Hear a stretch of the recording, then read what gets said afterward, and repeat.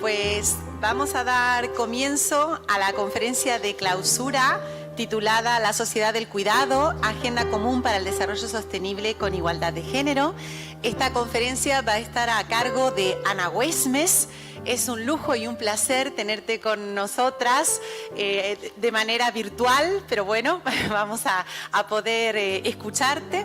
Y voy a hacer una breve presentación de Ana. Ella es directora de la División de Asuntos de Género de la Comisión Económica para América Latina y el Caribe, la CEPAL.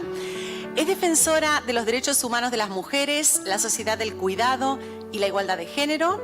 Cuenta con más de 30 años de experiencia en la región en diversos cargos de alta responsabilidad, previamente en ONU Mujeres como representante en Colombia y México y directora subregional para México, Centroamérica, Cuba y República Dominicana. En el Fondo de Población de las Naciones Unidas, en la Organización Mundial de la Salud y en la Organización Panamericana de la Salud, así como en la Agencia Española de Cooperación Internacional para el Desarrollo. La doctora Huesmes es médica y especialista en salud comunitaria por la Universidad Complutense de Madrid, diplomada en Cooperación Técnica Internacional al Desarrollo y maestra en Gerencia y Gobierno en Salud Pública por la Universidad Peruana Cayetano Heredia. Dentro de su experiencia académica se destaca su papel como cofundadora del Programa de Estudios de Género de la Universidad Nacional Mayor de San Marcos en Perú y como profesora visitante en varios países. Bueno, Ana, pues como he dicho antes, es un placer tenerte con todos nosotros y nosotras, así que cuando quieras, pues puedes dar comienzo a tu intervención. Gracias. Muchísimas gracias, muy buenas tardes allá. Muchísimo a la Universidad de Cádiz, a la Red Iberoamericana de Investigación en Trabajo, Género y Vida Cotidiana y a todas las entidades colaboradoras que habéis concebido este enriquecedor espacio de encuentro. Mi reconocimiento al rector de la universidad por su compromiso. Me parece importantísimo que estas conversaciones se den en el marco de la academia y de las 36, me comentaban universidades que ya hacéis parte de esto. Desde luego agradezco muchísimo a Sofía Pérez de Guzmán y a ti, Marcela Iglesias, por la coordinación, gestión y organización que habéis hecho posible esta conversación y desde luego me hubiera encantado estar allí. Yo soy una persona que vivo entre dos aguas, así como os hablaba el primer día de que el cuidado tiene una epistemología fluida y cambiante, así es mi vida. Yo estaba con muchísimos deseos de estar en Cádiz, se cruzó con la conferencia de desarrollo social que ha sido aquí en CEPAL esta semana, lo cual me imposibilitó ir. Por allí está una querida colaboradora de la división, que es Alejandra Faúndes, que os puede contar también más en detalle muchas cosas que hacemos y soñamos juntas, y esto lo vemos como un punto de partida. Estas conversaciones, estos intercambios que habéis tenido estos 2 días para ir construyendo puentes de conocimiento e intercambio. Nos interesa mucho además un intercambio entre lo que os voy a comentar ahora y todo lo que se está haciendo en Europa, la estrategia europea de cuidados, los trabajos que se están haciendo en los países y poder generar esta ruta de aprendizaje hacia la próxima conferencia. Entonces yo voy a compartir ahora la pantalla para mostraros la presentación. ¿La estáis viendo? Quería verificar que la veis bien. Sí, correcto. Ok, bueno, voy a hablaros un poquito de esta idea de sociedad del cuidado, que es un planteo que retoma epistemología feminista y de los pueblos indígenas y un poco lo que estamos planteando. Y trasladarles desde luego el saludo de la CEPAL, que es una comisión regional de las Naciones Unidas. Lo primero, decirles dónde estamos, qué análisis estamos haciendo. Ya la ONU habla de una cascada de crisis desencadenada por la pandemia por COVID, pero luego una crisis económica, una crisis financiera, una crisis energética, desde luego una crisis asociada a los efectos del cambio climático. Y esa crisis que es todavía muy silenciosa, pero que es muy palpable, que es la crisis de los cuidados, ¿no? En los últimos años la crisis muestra retrocesos en los indicadores sociales y ya desde la CEPAL estamos hablando de una crisis del desarrollo, muy en sintonía con lo que se estaba discutiendo también en el panel anterior y en los paneles previos, y una década perdida. O sea, en materia económica hay muchos indicadores que nos hablan de este punto de inflexión y por lo tanto hay un llamado a actuar con sentido de urgencia y a elevar el nivel de ambición y la escala de los esfuerzos. El secretario ejecutivo, el señor José Manuel Sariñán, ha dicho que no es un momento para el secretario ejecutivo de la CEPAL, para cambios graduales y tímidos, sino para políticas transformadoras y audaces, que realmente muevan las agujas del desarrollo. Es decir, este compromiso con la igualdad sustantiva lo tenemos en la Carta de las Naciones Unidas, lo tenemos en la CEDAW, lo tenemos en los pactos, en las convenciones, y necesitamos avanzar mucho más rápido. Y en ese contexto, este es el cambio que estamos planteando, que es esta idea de sociedad del cuidado, que luego les voy a detallar un poco más. Y también tenemos que hablar de los cómo, ¿no? O sea, estamos en escenarios de mucha restricción fiscal, hay una discusión global sobre arquitectura financiera, hablar del financiamiento, de la gobernanza es fundamental, pero también de los pactos y las alianzas estratégicas. Esto no lo va a lograr ni un municipio, ni un gobierno, ni un país solo. Por eso un poco el planteo que estamos haciendo es un cambio muy profundo, muy paradigmático, que es un cambio en la organización social en su conjunto, la organización de las sociedades en plural.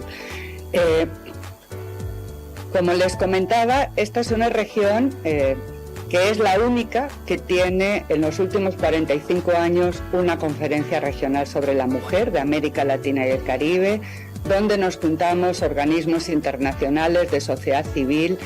Es una conferencia que además siempre es precedida por un foro feminista y académico, y que ha producido una agenda regional de género que es acumulativa, que es ambiciosa, que es profunda y que es integral.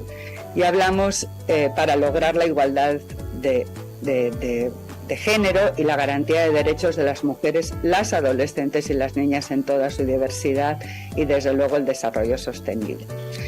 Y aporta a superar los nudos estructurales de desigualdad, y desde luego el que se ha estado hablando más estos 2 días, ¿no? La división sexual del trabajo, la injusta organización social de los cuidados, cómo el Estado, que no ha estado presente, han sido básicamente las mujeres las que han cuidado de manera no remunerada, y el tema del reconocimiento de este trabajo de cuidados y potenciar la economía del cuidado y el derecho al cuidado. De esto voy a hablar un poquito con datos y con el llamado que estamos haciendo.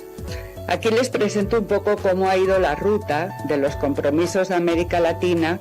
La primera conferencia fue en México en el 75 y en Cuba fue la global. Inmediatamente 2 años después, esta región empezó a trabajar. Fue además la región que tuvo la primera convención de Belén do Pará, que digamos, habla de prevenir, sancionar y erradicar todas las formas de violencia contra las mujeres, en fin. Y cómo ha ido dialogando nuestra agenda, nuestra querida Agenda Regional de Género. Por cierto, España es Estado miembro de la CEPAL y por lo tanto participa activamente en las deliberaciones, al igual que Alemania, Portugal, Francia. O sea, aunque es de América Latina y el Caribe, participan todos los Estados miembros de la CEPAL, incluido también Canadá y Estados Unidos. Y yo diría que hay 3 conceptos que ha aportado la conferencia que son fundamentales. Uno es el concepto de autonomía de las mujeres, con mucha fuerza. Ustedes saben que a nivel global estamos en Naciones Unidas, el ODS 5 habla de empoderamiento de las mujeres y de igualdad de género. En la región estamos trabajando con este concepto que viene con mucha profundidad desde el feminismo, que es la idea de autonomía de las mujeres. Ahora os lo voy a explicar en otro cuadro. Después esta idea de que la desigualdad es estructural, es decir, no podemos hablar de trabajo si no pensamos en pobreza, si no pensamos en violencia, en fin. Ahora os voy a explicar cuáles son los 4 nudos estructurales de la desigualdad. Y en el último, en el año pasado, en el Compromiso de Buenos Aires, es decir, hay un diálogo entre la CEPAL, las especialistas, la academia, el feminismo, se plantean documentos de posición y estas ideas nuevas o estos acuerdos son adoptados por los estados parte de la CEPAL y adoptaron este compromiso que nos anima mucho, que es el Compromiso de Buenos Aires para avanzar hacia la sociedad del cuidado. Y la próxima conferencia va a México. El año 2025 será la conferencia en México, justamente 50 años después de que fuera la primera conferencia global. Y aquí una de las cosas que para nosotras es sumamente difícil, y creo que lo hablábamos también en la conferencia de la doctora Palomo, es cómo ir generando comunicación y sentidos sociales, porque cuando uno habla de cuidados o de cuidado, cada persona entiende una cosa diferente y igual que producimos tesis y trabajos y tal, las que habéis tenido la experiencia, pues obviamente producir videos que puedan servir para la comunicación social es parte también de nuestra idea un poco de cambio. Y os voy a presentar el video que además preparamos para esta conferencia de la que os hablo.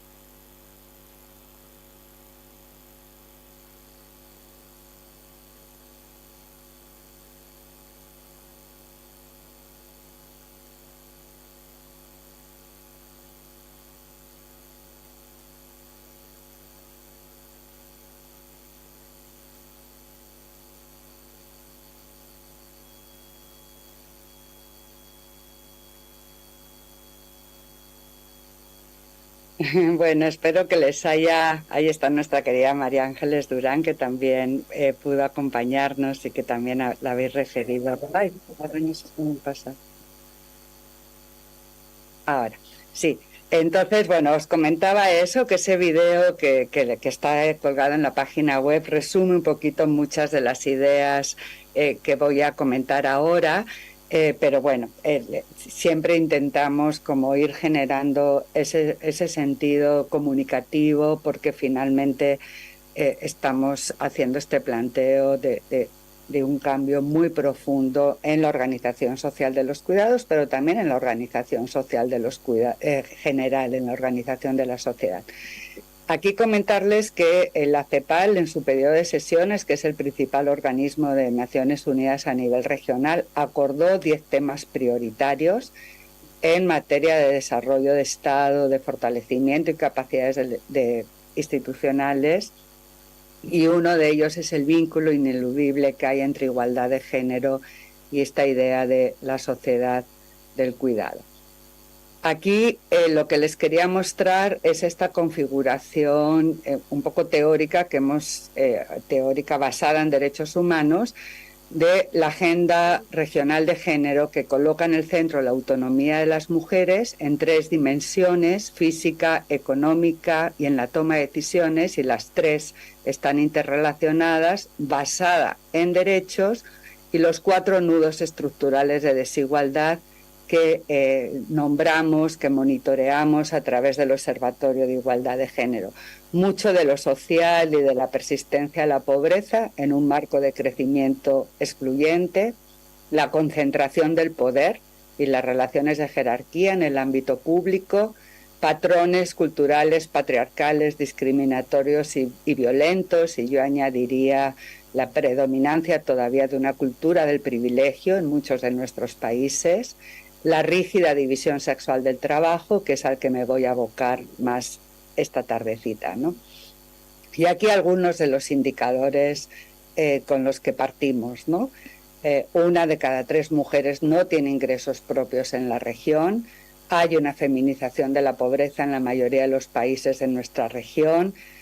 Esta es una región que avanza hacia la paridad, con 10 países ya con normas paritarias, pero todavía en los gabinetes estamos hablando de un 28%, menor en los gobiernos locales, y bueno, el futuro y la inclusión digital está lejos de 4 de cada 10 mujeres que o no están conectadas o no pueden costear la conectividad, ¿no? La división sexual del trabajo, que está absolutamente correlacionada, el triple de tiempo, como lo decíamos en el video. Y a pesar de que esta es una región que logró la paridad educativa, y de hecho las mujeres en muchos países hay más número de egresadas y con mejores promedios en muchas de las universidades, en muchos de los países, la idea de que educación y trabajo, la correlación no es tan real para el caso de las mujeres, y en el centro está esta división sexual del trabajo. Y por supuesto la violencia de género que persiste y que nos daña como sociedad.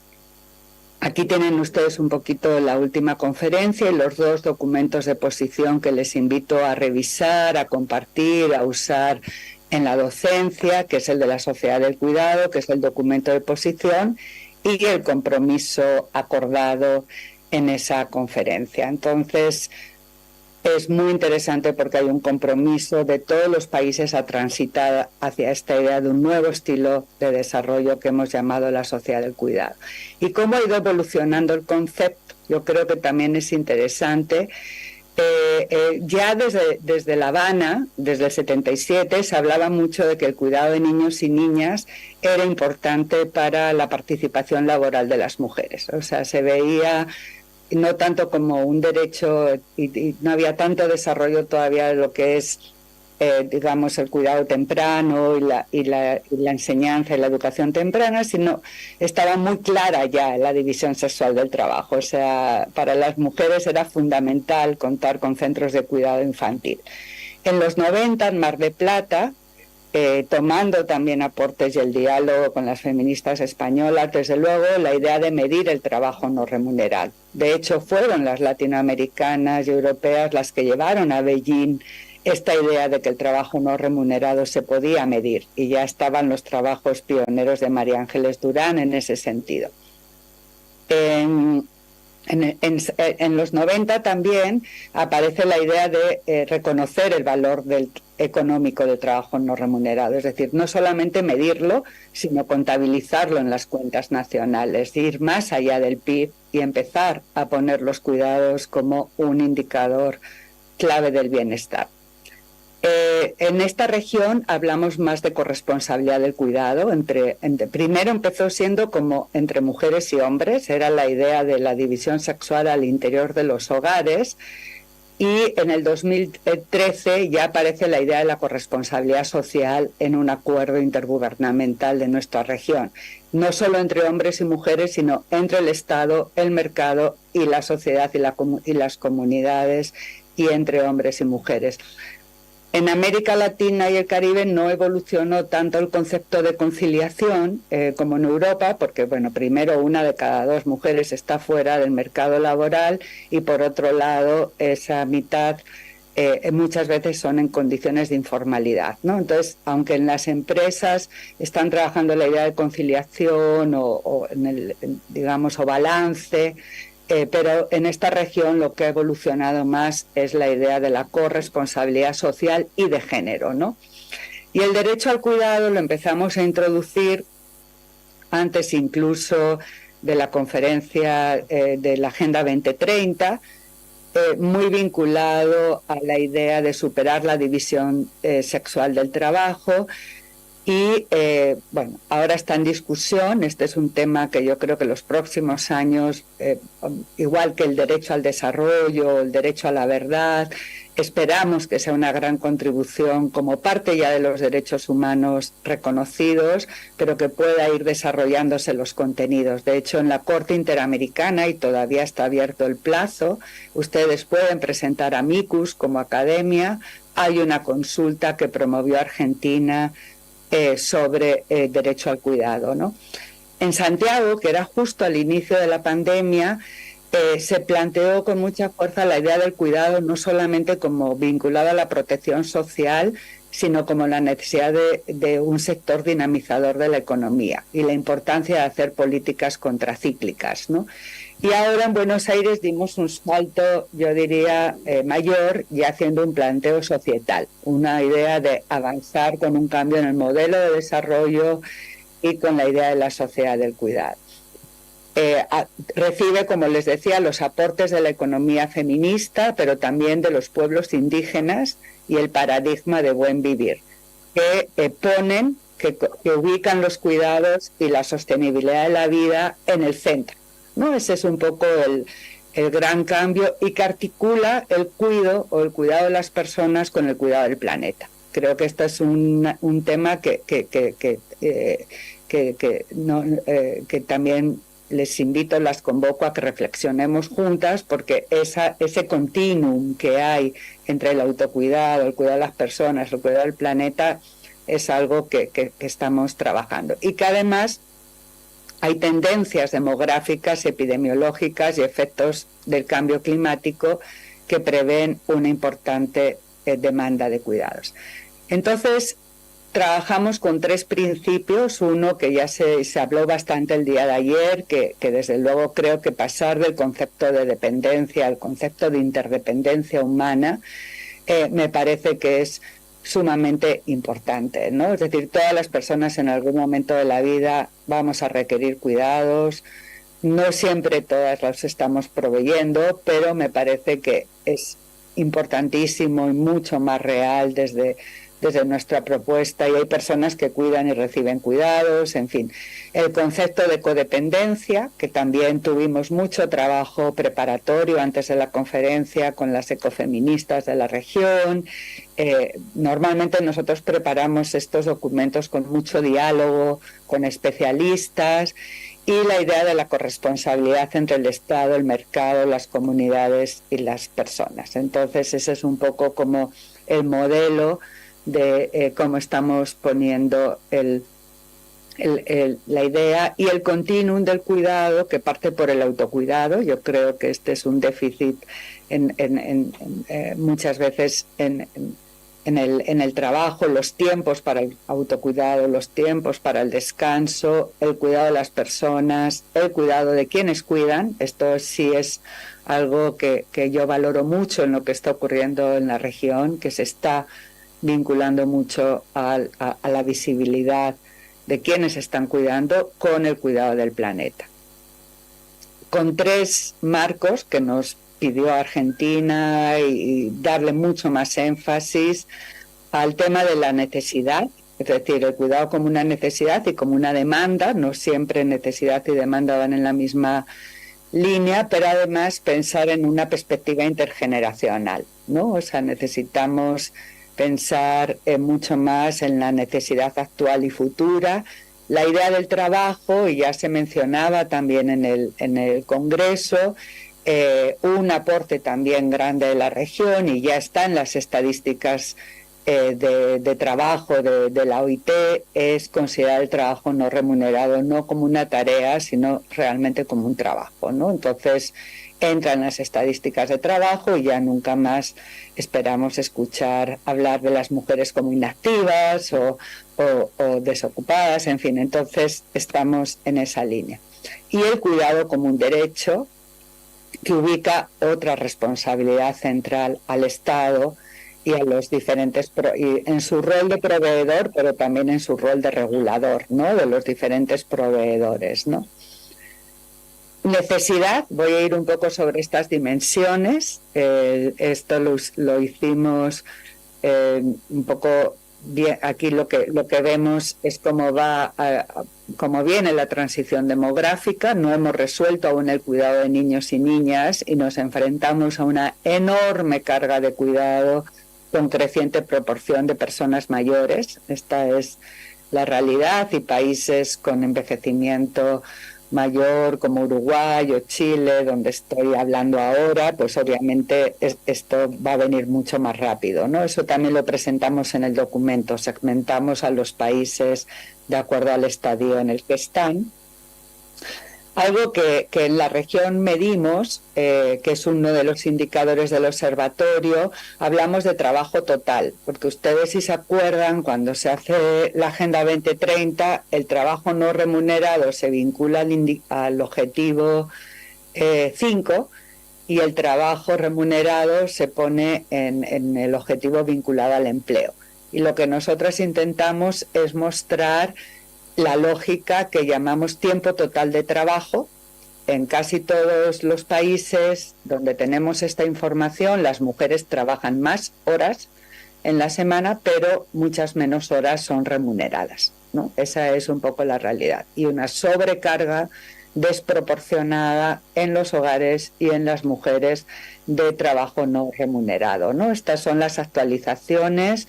El último país la CEPAL tiene el repositorio de las estadísticas de uso del tiempo, y el último país que nos ha entregado datos ha sido Uruguay. Chile está preparando la encuesta, estamos trabajando con Chile para la encuesta. Brasil tenemos mucho interés, no ha hecho todavía una encuesta de uso del tiempo que pueda hacerla, y en fin, hay una estandarización que nos permite comparar. Pero me parece importante este aporte que hace América Latina y el Caribe, que es visibilizar el tiempo total de trabajo. Cuando hablamos de participación laboral, efectivamente vemos que prácticamente está estancada. O sea, que si no resolvemos las necesidades actuales y futuras de trabajo no remunerado, o sea, que vinculadas al trabajo de cuidados, a pesar de que las mujeres fueron avanzando en grados educativos, la participación laboral de las mujeres está con un techo prácticamente que nos ha roto del 50% en la región, y además en sectores de empleo muy vulnerables, como vimos en la pandemia en todos los países, ¿no? Donde hubo un enorme retroceso en todos los países en esta materia. No voy a entrar a describir más en detalle la gráfica, pero la quería poner para que quede también para ustedes. Y por supuesto una brecha de género enorme todavía en materia de participación. Este es el otro indicador que tenemos en el observatorio, que son los ingresos propios, ¿no? Todavía, por suerte, digamos, el empleo es la principal fuente de ingresos en la región. Sin embargo, 1 de cada 3 mujeres no tiene ingresos propios. Ustedes ven ahí estadísticas como Guatemala, con más del 50% de mujeres sin ingresos propios, Honduras, 43%, en fin, y en el otro lado, digamos, Uruguay, con mejores promedios, Bolivia, Panamá. Aquí vemos no solamente no tener ingresos propios, sino que cuando vemos los ingresos es la concentración de la riqueza, que es algo que se ha empezado a discutir mucho más en nuestros países, profundamente desiguales. La mayor concentración de los ingresos sigue siendo en los quintiles más altos. Y muchas de las profesiones de cuidados son mujeres que están entre el quintil 1 y 2. Entonces vemos que no solamente no recibimos ingresos, sino la concentración. Y aquí a la derecha, un gran desafío siempre para América Latina y el Caribe es que el análisis de género sea interseccional, ¿no? O sea, y para eso necesitamos datos y estamos trabajando fuertemente en la CEPAL para que eso ocurra con los países, pero básicamente lo que ustedes ven aquí es que cuando vemos el tema de ingresos laborales, las que estarían en la peor situación serían las mujeres indígenas y afrodescendientes de nuestra región. Digamos, en peor situación que las mujeres no indígenas o afrodescendientes, pero también en peor situación que los hombres indígenas o afrodescendientes. Entonces, bueno, esto es un poco tal, y aquí lo hacíamos además observando el nivel educativo y la condición étnico-racial con un promedio de alrededor del 20-22. ¿Dónde están las mujeres en el mundo laboral? Pues la mayoría están en los sectores de los cuidados. En la CEPAL, que estamos haciendo un planteo todavía no estandarizado, pero hablar de un sector ampliado de los cuidados, donde no esté solamente el trabajo no remunerado o el trabajo doméstico, sino también estamos incluyendo el sector de la salud y el sector de la educación, porque hay un continuum entre lo que pasa en estos sectores y lo que pasa en los cuidados, ¿no? Entonces hay una enorme todavía, no solamente segregación en la división sexual del trabajo, sino también en los sectores donde se insertan económicamente las mujeres, y una preocupación en el sentido de que muchos de los sectores intensivos en conocimiento, vinculados a energías renovables o a inteligencia artificial o digamos a las profesiones STEM, son sectores profundamente masculinizados en nuestra región. Entonces, esta segregación, si no la abordamos ahora, y esta división sexual del trabajo y en el empleo, son temas que son una alerta, ¿no?, de trabajo. Y aquí les hacemos un poco el planteo. Aquí estaban un poco los datos que también presentábamos en el video. La mayoría son mujeres, son primera línea. Todas reconocimos lo que era la primera línea en la recuperación, lo importante que era la educación, lo importante que era la salud, lo importante que era el cuidado en los hogares. Pero creo que esa fuerza que le dimos a la primera línea, es decir, cuáles son las profesiones que de verdad importan, que deberían tener un alto reconocimiento social, eso no ha llegado como a instalarse, ¿no? Y aquí tienen ustedes, por ejemplo, en el sector salud, es uno de los sectores con mayor brecha salarial en la región, y en educación es un sector profundamente feminizado, pero como decíamos, concentración en los sectores de educación primaria y preescolar. Un tema que se está empezando a discutir, y ahí no tengo tanto como la experiencia de ustedes, pero por ejemplo ayer hablamos con Brasil, que es uno de los pocos países que tiene formación profesional, cuidadores y cuidadoras, es que hay muy poco, o sea, este es el tiempo dedicado para personas con discapacidad y enfermas crónico-dependientes, con una gran brecha de género. Hay mucho rezago en el cuidado domiciliario, en profesionalizar el cuidado domiciliario o los apoyos domiciliarios, y yo creo que vamos a ir a unos años donde esto va a ocurrir y va a haber que hacer diálogo tripartito, y nos contaban en Brasil, pues claro,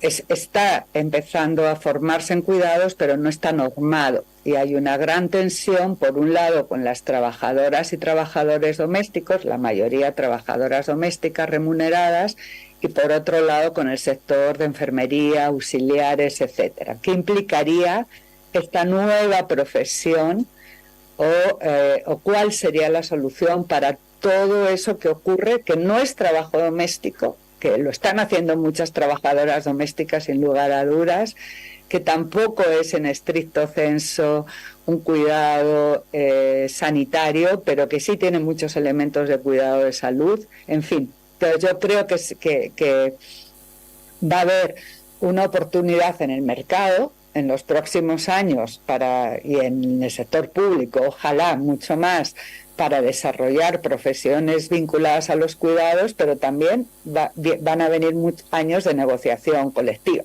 ¿no? Igual que las discusiones en el siglo XIX entre partería y medicina, ¿no? Entonces me parece que va a venir todo un tema que tenemos que estar pendientes, y es interesante las conversaciones y las cosas que nosotros hemos visto más en Brasil, como les digo, ¿no?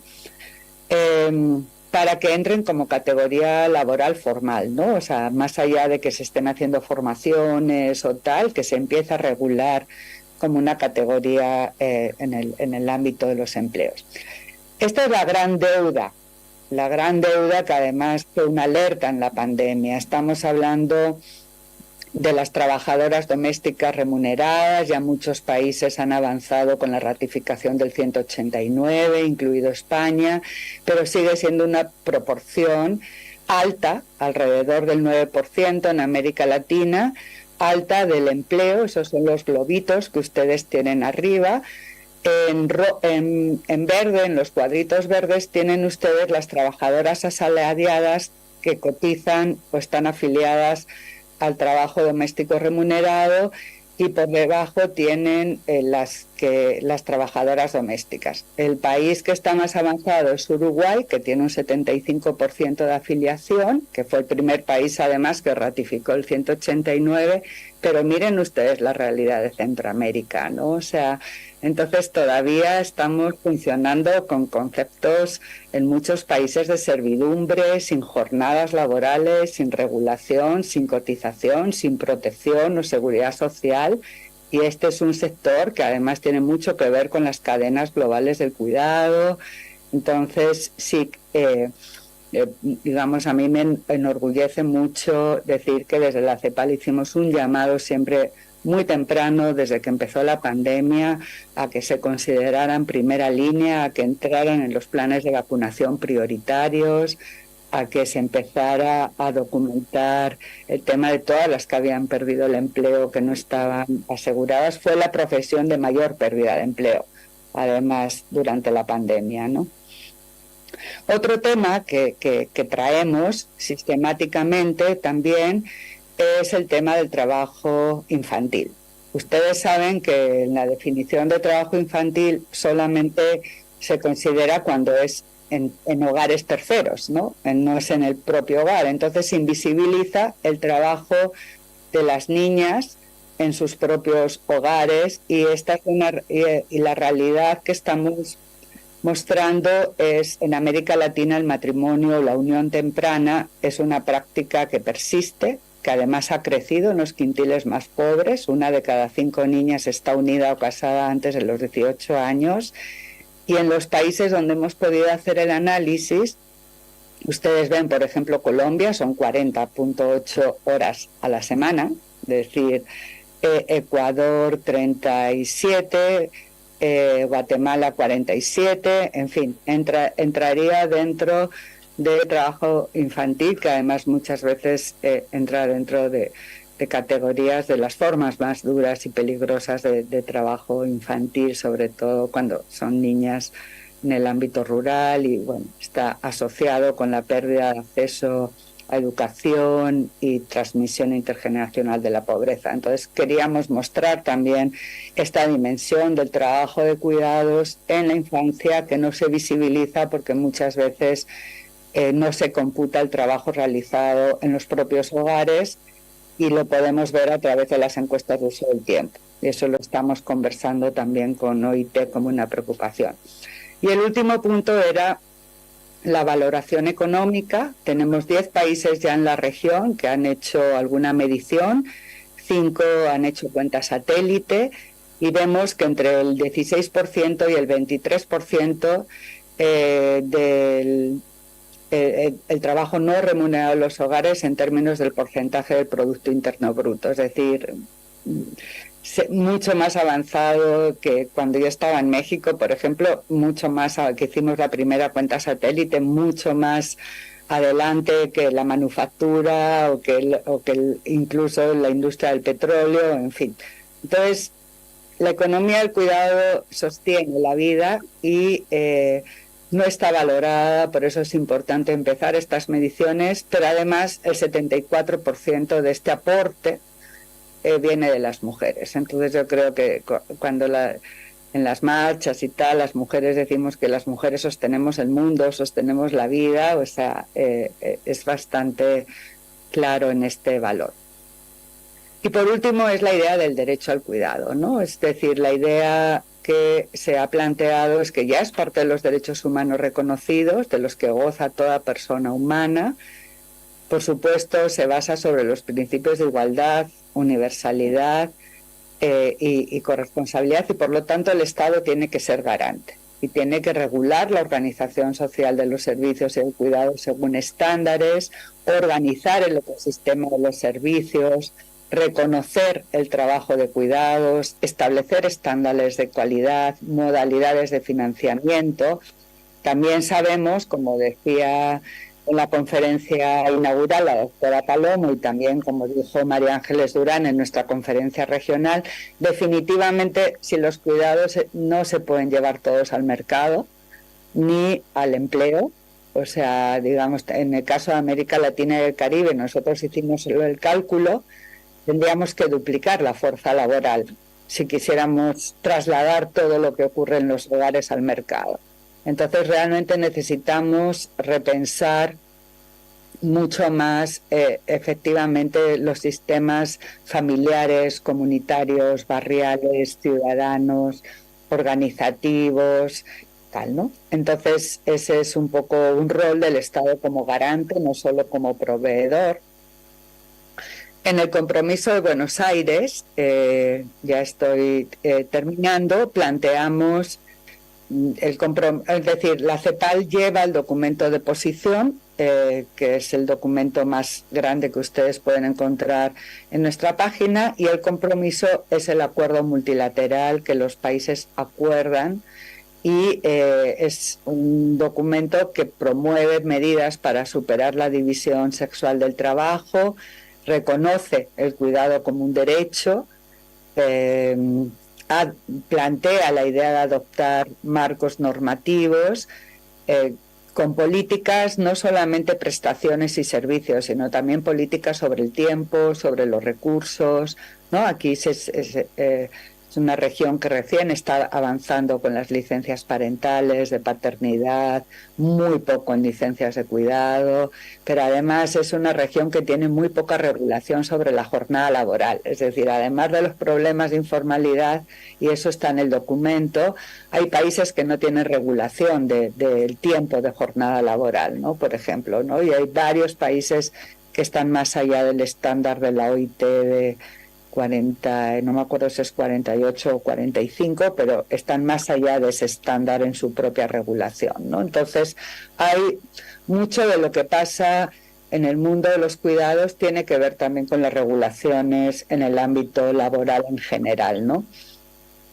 Y algo que habla mucho es el impacto macroeconómico, la importancia de la inversión fiscal. Estas serían un poco como las 5 macropolíticas, si ustedes quieren, que se plantean, ¿no? Por un lado, todo el desarrollo de políticas y sistemas integrales de cuidado, además pensadas desde una perspectiva, como les digo, prospectiva, o sea, no solamente desarrollar los sistemas para la generación de hoy, porque el cambio demográfico está ocurriendo muy rápido, pero también el envejecimiento de la población, la idea de los pactos fiscales con enfoque de género. Mucho de lo que ocurra en los años próximos en políticas de cuidado se va a definir en aspectos macroeconómicos, en aspectos fiscales, en reformas fiscales en los países.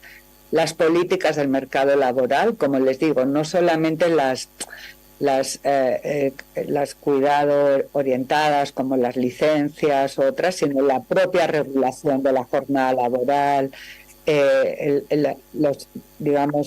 todo el tema tecnológico, en fin. Digitalización inclusiva y cierre de brecha digital de género es algo que para nosotras es importantísimo siempre mencionar, incluido también la regulación de plataformas. Por ejemplo, vamos a presentar un estudio próximamente sobre el uso de plataformas y abuso de plataformas en varios países que se están desarrollando, en unos casos con elementos positivos y en otros no tan positivos, en materia de trabajo doméstico y de cuidados. Y por supuesto la dimensión del cuidado del planeta. Yo creo que esta interconexión es real. Para ustedes que estáis pasando calor, pero yo estuve de visita en España hace un par de meses y uno veía, por ejemplo, los efectos que tienen los golpes de calor en materia de cuidados, ¿no? Sobre las personas mayores, sobre los niños muy chiquitos, o sea, en fin, la necesidad de recogerse en los hogares, o sea, tiene implicaciones no solamente cuando hay desastres climáticos, sino también en estas olas de calor que han venido para quedarse, si no le damos otro enfoque a nuestra política climática. Y estos son los cómo, y en esto vamos a estar trabajando mucho más los próximos 2 años, ¿no? Es decir, articulando el compromiso de Buenos Aires con la estrategia de Montevideo, que plantea 10 ejes para la acción y cómo estas políticas tienen que tener marcos normativos, institucionalidad, participación y desde luego participación de sociedad civil, construcción de fortalecimiento y capacidades, y para empezar capacidades conceptuales también, porque justo tuvimos aquí en la Conferencia de Desarrollo Social 3 países, Panamá, Brasil y Chile, que han creado como comisiones intersectoriales para desarrollar los sistemas nacionales de cuidado y están haciendo análisis, por ejemplo, de qué entienden los operadores, qué entienden los decisores sobre cuidados, y efectivamente, igual que se decía con trabajo, es un concepto bastante polisémico. Entonces es importante también ubicarlo, definirlo. Hay esta idea que tiene la OIT de cuidados directos e indirectos, pero me parece que hay mucho más desarrollo ya como para repensar y hacer una definición, incluidos los trabajos de supervisión o las que tenemos familia dispersa por el mundo, los trabajos de cuidados a distancia, en fin, hay como mucho trabajo ahí todavía para configurar esa idea. Desde luego el tema del financiamiento, la comunicación, o sea, si queremos hacer un cambio paradigmático y social, necesitamos abrir las conversaciones sobre los cuidados en los barrios, en las comunidades, en la academia, la tecnología, la cooperación, incluido lo que estamos haciendo ahora, la cooperación entre universidades, la cooperación sur-sur, triangular, internacional, sistemas de información. Por eso es tan importante. Ya tenemos 23 países en la región con encuestas de uso del tiempo y ahora estamos empezando a trabajar la estrategia de georreferenciación, ¿no? Los mapas, mapeos, apoyamos el mapa nacional en Argentina, por ejemplo, el mapa nacional de cuidados, las manzanas del cuidado en Bogotá, que también tiene todo un trabajo que de alguna manera articula y georreferencia la demanda y la oferta. Aquí les invito a seguirnos, a conocer nuestras plataformas, la web, el observatorio, la biblioguía de la Agenda Regional de Género. Estas son las principales publicaciones de los últimos 2 años que llevamos a la Conferencia Regional sobre la Mujer, además de la que os he comentado, una sobre estadísticas, una en conjunto con ONU Mujeres sobre financiamiento y estos modelos de financiamiento que se están desarrollando, una sobre normativa, donde estamos en materia normativa. Esta es una región que, por ejemplo, tiene en la Constitución de la Ciudad de México ya el derecho al cuidado, pero también en Bolivia, en Ecuador, tiene temas muy interesantes. Y hacia la sociedad del cuidado en la Agenda Regional de Género. Y os queremos invitar, y con esto termino, la próxima semana, 11 y 12, vamos a tener ahí se nos ha olvidado una reunión de la mesa directiva de la Conferencia Regional sobre la Mujer. Lo podéis buscar en la CEPAL, la inscripción es abierta hasta el 10 de octubre, podéis participar y si no queréis participar en toda la mesa, podéis ver los temas que vamos a tratar. También va a ser transmitida por el live de la CEPAL. Entonces podéis seguirnos en la misma. Y sí, estas son las cuentas para que nos podáis seguir. Y bueno, pues yo creo que con eso, con muchísimas ganas de ahora estar allí para seguir la conversación en vivo, pero estoy aquí en Chile, así que pues muy atenta y muy abierta a sus comentarios, preguntas, ideas. Muchísimas gracias. Bueno, Ana, muchísimas gracias por ofrecernos esta conferencia. La verdad que nos has dado una panorámica general, completa y actualizada sobre la Agenda Regional de Género que promovéis desde la CEPAL y bueno, todos los esfuerzos y medidas que estáis tomando para intentar avanzar en la promoción de la sociedad del cuidado. Entonces, bueno, yo no sé si dispones de algunos minutitos para que desde el público te hagamos algunas preguntas o comentarios. Seguramente habrá alguien que quiera comentar alguna cosa, alguna cuestión. Hay que aprovechar porque no siempre contamos con una experta de esta categoría con nosotros y dispuesta a atendernos. Aquí tenemos 2 preguntas. Empezamos con Ana María, seguimos con Carlos, ¿ok? Venga. Ana María, ¿quieres venir aquí así te ve? Porque si no, no te va... Ah, vale. ¿Tú quieres la cámara o la hacemos venir acá? Vale. ¿Viene aquí? Vale, vente para acá, Ana María.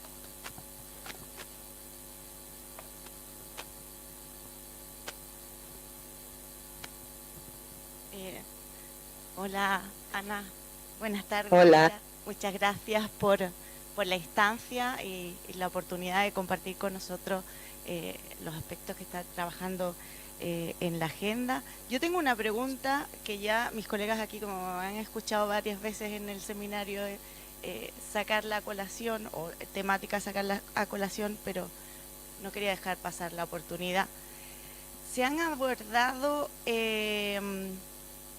el tema del derecho a cuidar como uno de los aspectos de los derechos fundamentales laborales.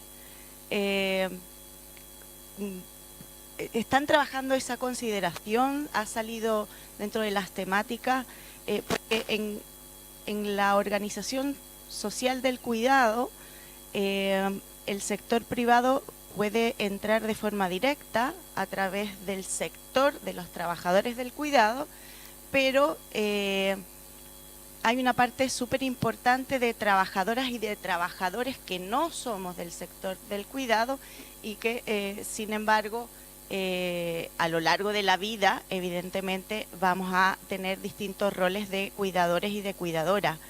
¿Es posible, lo han visto, se aborda dentro como derecho del cuidado dentro del sistema de Naciones Unidas? ¿Cómo lo están trabajando? ¿Cómo lo están viendo? Sí, no, tú tienes toda la razón. Yo creo que el futuro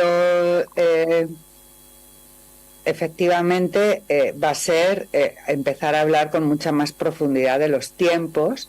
Efectivamente, el derecho al cuidado incluye el derecho a cuidar, incluye el derecho de las personas, o sea, los derechos de las personas que cuidan y digamos, y a ejercer el autocuidado. Entonces, el planteo que estamos haciendo es, por un lado, digamos, mucho de lo que tiene que ver con lo que tú estás preguntando, Ana María, se va a resolver en las políticas laborales y de empleo. Primero, la región aborda un gran reto que es la formalización, la formalidad. Esa sería como una primera gran cosa. Porque además, no olvidemos, las mujeres tenemos más esperanza de vida y muchas veces el tema, este es otro tema de tener un ingreso universal. Un ingreso universal. Por ejemplo, estamos viendo en muchos países que las trabajadoras domésticas, por ejemplo, trabajan muchos más años. Justamente se está envejeciendo la profesión justamente porque buscan lograr tener un paquete para poder jubilarse. Entonces, por un lado, hay todo un tema de formalización, de cotización y de derechos laborales que no se ha logrado en la región. Es decir, el trabajo, el empleo sigue siendo la principal fuente de ingreso, pero todavía no hemos logrado ese piso de protección social básico que tendría que ser o de manera a través del empleo o de manera de tener, como se hizo en la pandemia, un ingreso mínimo universal. Ese es un tema que se está discutiendo en todos los países. Y luego, por la parte de la regulación del empleo, tradicionalmente se ha ido por el tema de las licencias. Hay muy poco desarrollo de licencias para cuidar de manera global, ¿no? Sé que, por ejemplo, en la administración pública de algunos países está incluido. En Naciones Unidas, por ejemplo, tenemos un número de días que se llama Uncertified Days, que son días que no tienes que certificar, que normalmente las personas toman o bien para enfermedades muy cortitas, o digamos que no pides una baja médica de un día, o bien para todos estos temas donde tienes temas de cuidado, de tal, ¿no? Todos los temas, por ejemplo, de teletrabajo, arreglos de flexibilidad, ¿no? Yo creo que la pandemia nos enseñó muchísimo, ¿no? Y además, de hecho, hubo países que normaron excepciones para las personas que tenían dependientes o niños y niñas menores de 5 años, en fin. Pero efectivamente ese es un gran desafío en el ámbito laboral, ¿no? El derecho a cuidar como esa interfase, por eso digo que es como uno piensa las políticas de salud, las políticas educativas, las políticas de empleo desde la perspectiva del cuidado, ¿no? Ese es un poco el gran salto. El avance mayor en la región ha ido por la vía de licencias y, como os comentaba, con muy poco avance todavía en materia de licencias parentales, de paternidad y de cuidados, ¿no? Que tendrá que entrar en las negociaciones colectivas y tripartitas los próximos años. Ese es un gran punto, ¿no? Muchas gracias, Ana. Voy a pasar la palabra a Carlos Prieto, que también tiene una pregunta.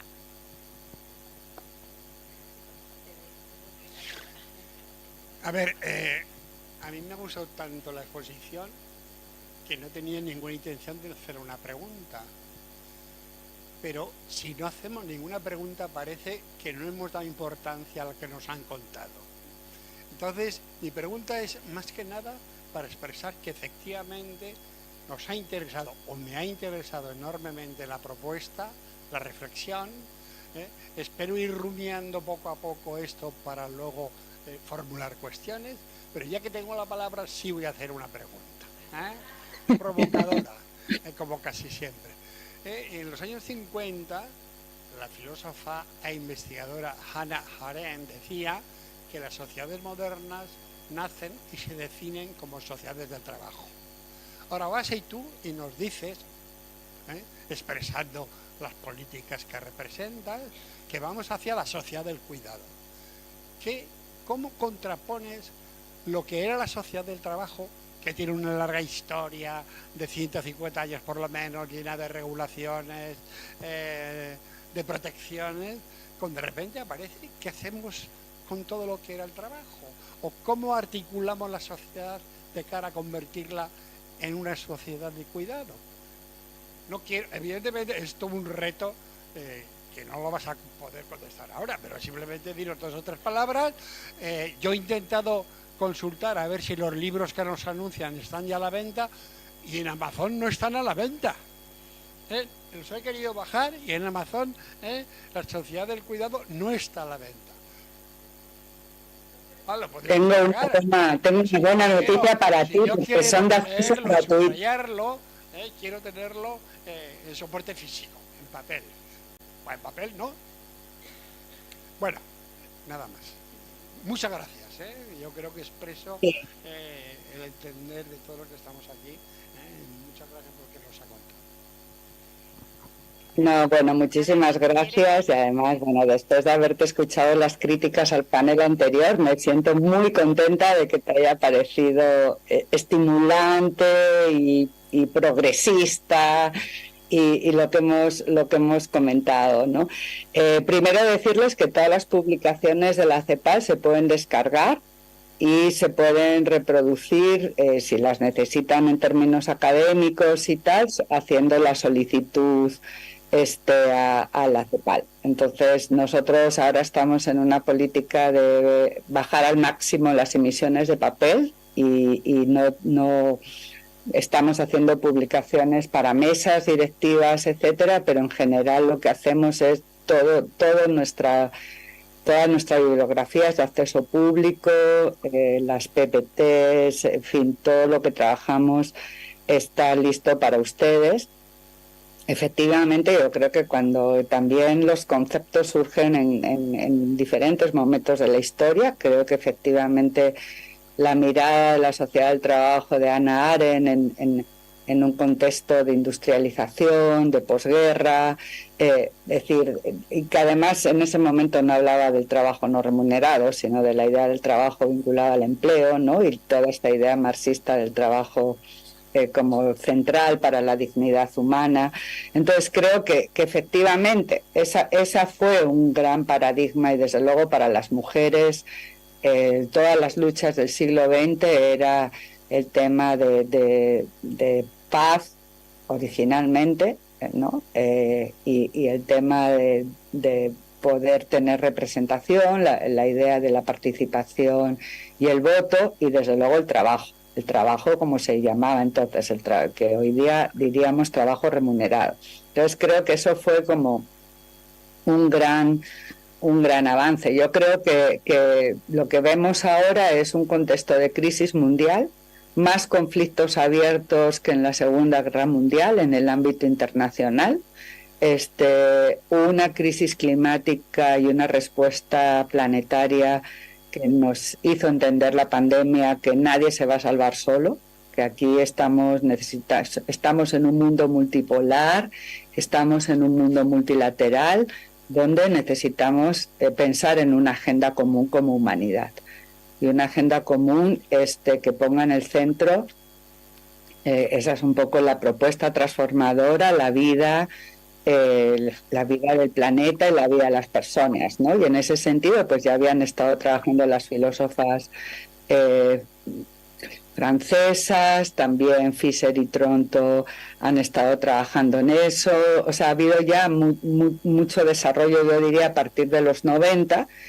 Primero en la economía feminista, que empieza a plantear que hay una economía que no se está midiendo, porque los indicadores económicos no se miden, es como un iceberg donde tú tienes lo más importante, que es lo que sostiene la montañita de hielo, no se está viendo, y eso es lo que se empezó a llamar como economía del cuidado, ¿no?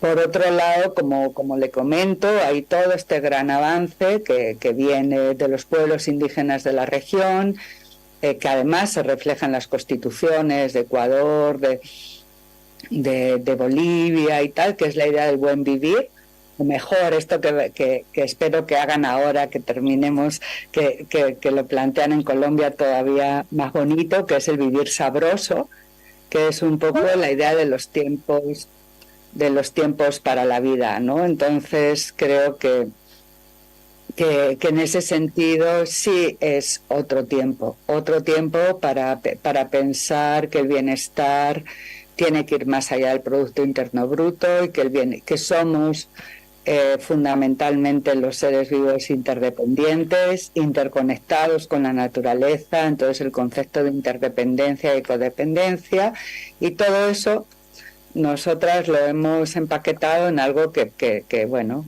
que le inspire, porque digamos, cuando yo llegué a CEPAL estaba más trabajando la idea de economía del cuidado, y creo que el gran salto también con los aportes en ese momento de la paz en Colombia, de donde yo venía, pues tenía mucho que ver con la idea del tejido social, cómo recomponemos el tejido social, cómo recomponemos nuestras relaciones humanas un poco desde ese lugar, ¿no? Y ahí es un poco que sale la idea de la sociedad del cuidado como un cambio profundamente transformador, que pone en el foco la igualdad y la sostenibilidad. Y la sostenibilidad de la vida creo que es el gran aporte que sale un poco en las ciencias sociales y en la vida en los últimos 20 años, ¿no?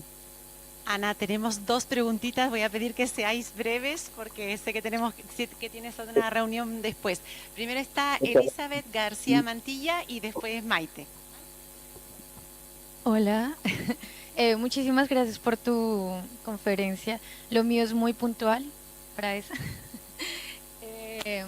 Me gustaría justamente que profundizaras un poco sobre la sociedad del cuidado en comunidades indígenas, porque vi que trajiste unos indicadores diferenciados, discriminados entre indígenas mujeres, afro, indígenas hombres, y quería saber si esos indicadores son generales, si desde la CEPAL cómo fue la aproximación, si de qué territorios, de qué países vienen esas comunidades indígenas que trajiste como en los datos, y sobre todo si desde la CEPAL en realidad hay una metodología diferenciada justamente para hacer la aplicación de esta método, de estas encuestas de tiempo, porque como bien lo dijiste, pensar la sociedad del cuidado y sobre todo el futuro es hacer pensar profundamente los tiempos de decisión de ciertas actividades. Entonces no sé si puedas indicarnos o saber si hay una metodología diferenciada que viene con todo esto para sobre todo pueblos indígenas. No, muchas gracias, Elizabeth. Y como decir, sí aclarar que nosotros no hacemos estadísticas oficiales, pero sí somos el repositorio de las estadísticas oficiales, ¿no? Entonces, que está basado en las encuestas de hogares, en realidad está basado en los países donde podemos hacer esa segregación. En la actualidad tenemos 9 países. Nos gustaría que en los 33 de la región pudiéramos poder hacer este tipo de análisis interseccional, pero de momento ya tenemos 9 países que nos permiten hacer este tipo de análisis, ¿no? Entonces en el documento está publicado qué países son. Y la segunda pregunta, sí, estamos desarrollando trabajos en varios países, Bolivia, Colombia y otros, sobre cuidados comunitarios, sobre cómo repensar la idea de los cuidados comunitarios, ¿no? Con diferentes esquemas diferentes, ¿no? Y de hecho en Colombia ha habido varias experiencias también de cuidados comunitarios en el marco de los procesos de reincorporación de las ESFARC, ¿no? Entonces, si quieres nos escribes, y todavía los trabajos de cuidado comunitario no los hemos publicado porque claro, hay siempre una tensión entre la idea del valorar el trabajo para que vaya o sea, digamos, hay una dimensión comunitaria de organización social del cuidado, pero también tenemos muchas comunidades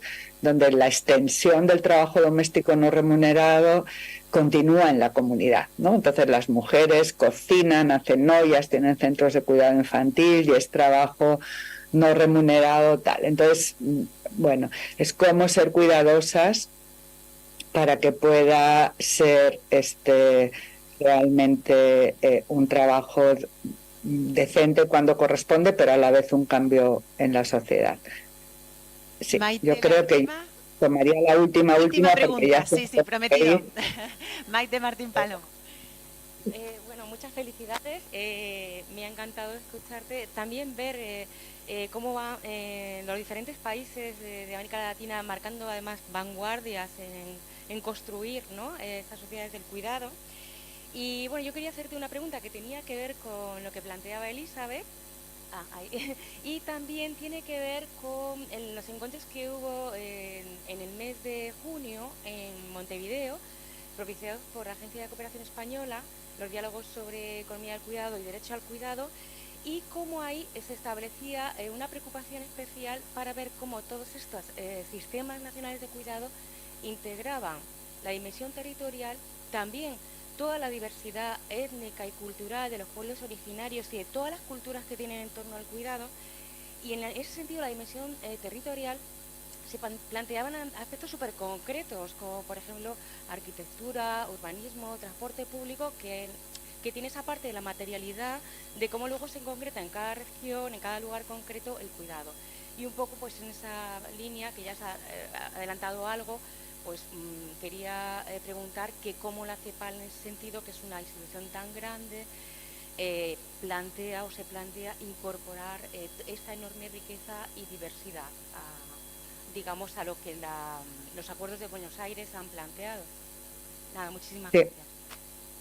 No, muchas gracias, Maite. Y efectivamente el planteo un poco es multiescalar, ¿no? Definitivamente cuando uno organiza prestaciones, tiempos, servicios, tal, la operación es en los territorios, es en la comunidad, ¿no? Entonces, en ese sentido tiene mucho que ver la articulación de la oferta de servicios, pero también, como tú has dicho, lo que tiene que ver con las políticas de ahorro de tiempo, ¿no? Energía, agua, vivienda, en zonas rurales, todo eso es fundamental.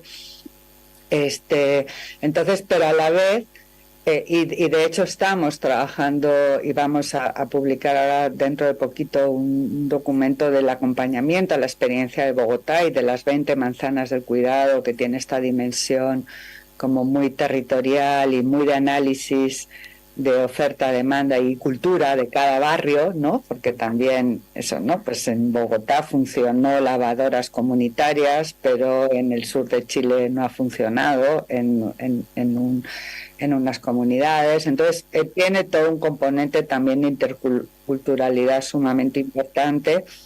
Y creo que efectivamente cuando nosotros decimos multiescalar es porque hay una parte que tiene que ver con los acuerdos multilaterales y globales. Es decir, si no hay una reforma de la arquitectura financiera global, nuestros países tienen muy poco espacio fiscal, porque son países de ingresos medios que en el sistema financiero internacional tienen muy bajas oportunidades crediticias. Entonces, con los niveles de deuda, con los niveles financieros actuales, sería imposible totalmente. Pero bueno, en eso estamos trabajando. Hemos recibido, por supuesto, y aprovecho también para agradecer, porque sé que han sido auspiciadores también, apoyo de la ECID y del trabajo un poco para todos estos desarrollos. Yo creo que la dimensión de género interseccional, territorial e intercultural son como los 4 adjetivos que ustedes van a ver bastante situada, ¿no? La idea de que todo este cambio ocurra de manera situada lo van a ver ustedes bastante claro en el compromiso de Buenos Aires. Bueno, Ana, muchísimas gracias por haber aceptado participar con la conferencia de clausura y te vamos a despedir con un fuerte aplauso y esperamos encontrarte en otra ocasión. Sí, sí, yo también. Un abrazo y bueno, que ahora disfruten de esa maravillosa tacita de plata, de esa maravillosa ciudad. Un abrazo. Eso, hasta otra ocasión. Hasta luego. Chao, chao.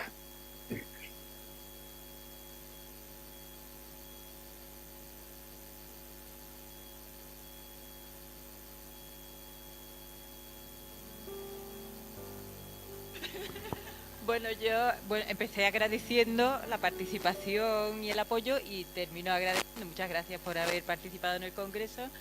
Creo que ha habido discusión muy interesante, espero que haya sido fructífero para vosotros. Bueno, y esperamos poder repetirlo de aquí a medio plazo. ¿Y tú quieres decir algo? Marcela dice idem. Bueno, pues muchas gracias y nos vemos pronto.